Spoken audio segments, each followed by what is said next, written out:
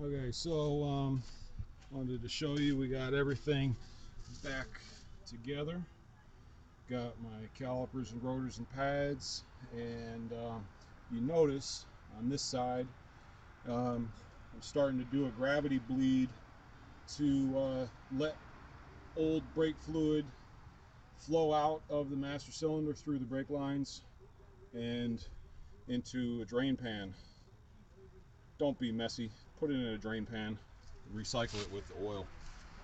And I'm going to show you just to make sure that we don't run out of fluid. I overturned a bottle of brake fluid into the master cylinder reservoir, and we're going to let that run for a few minutes on the right side and then switch over to the left side. And it's an easy way to do it by yourself, because that little loop, I'll go back around the other side and we'll show you. Now, you could just let it drip out, but there's a problem if you just let it drip out. You can't really be sure if you got any bubbles in there or not. So what I do is I have this plastic tubing, put a loop in it, and any bubbles will end up over here.